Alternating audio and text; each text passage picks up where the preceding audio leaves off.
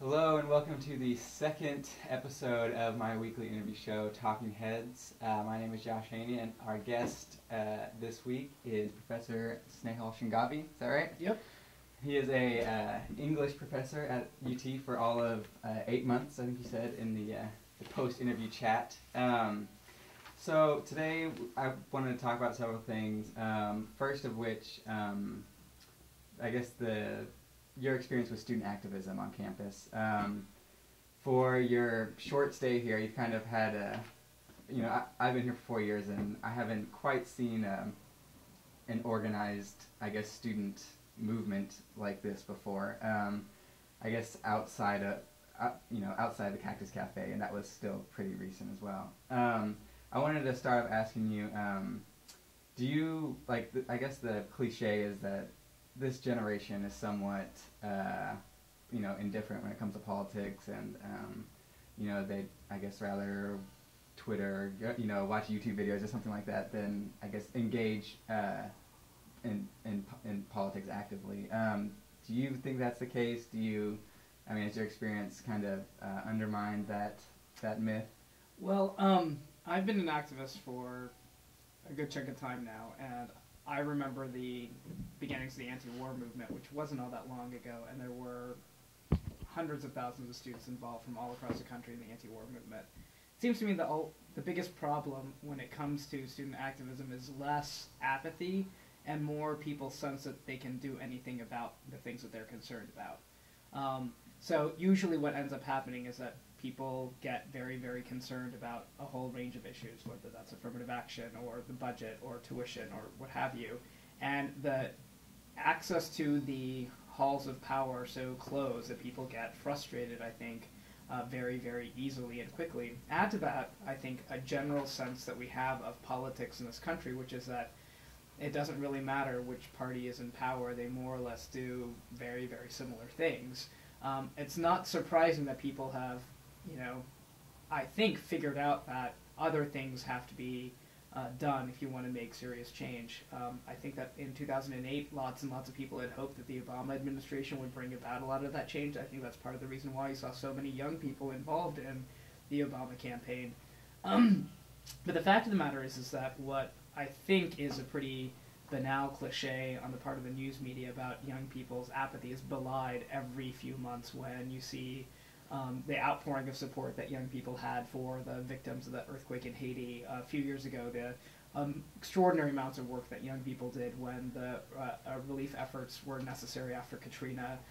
This is not a generation that doesn't care. It really is a generation, I think, that wants to figure things out. But the problem is that the kinds of things that are necessary in order to make political change seem so remote that it's not terribly surprising that people get frustrated. And what we're trying to do, I think, in the movement around the fight for lowering tuition and saving the budget at UT is train people in the skills that they need in order to be successful student activists. Mm-hmm.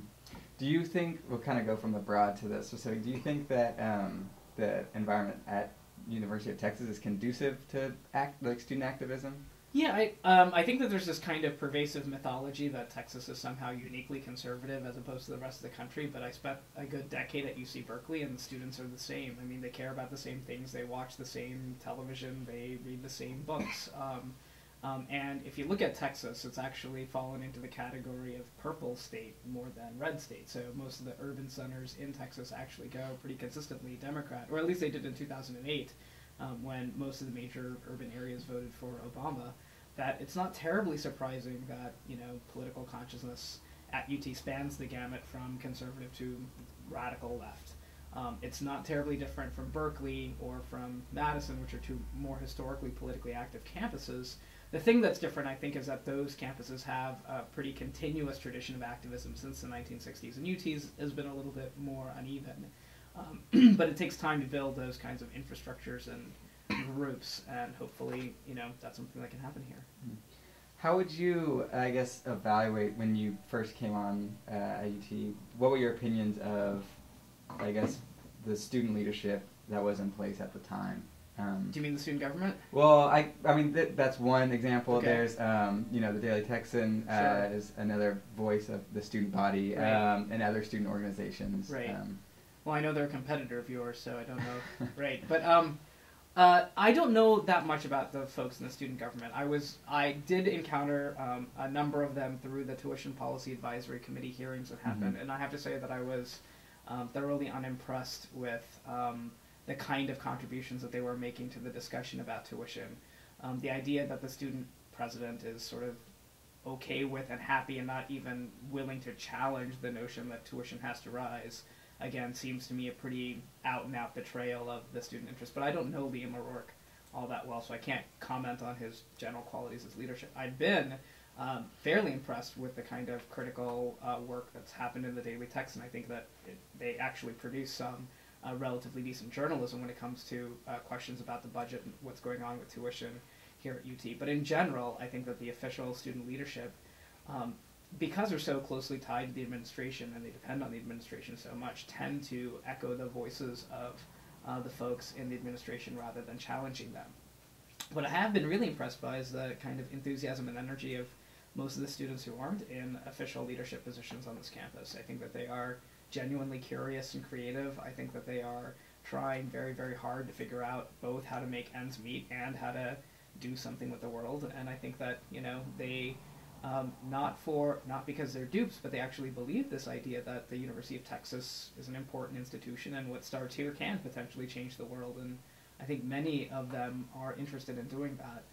So it's been a mixed bag, and that's not terribly surprising. I think that most student populations are that way, but the outgoing president leaves much to be desired, especially on questions of university finances, in my opinion.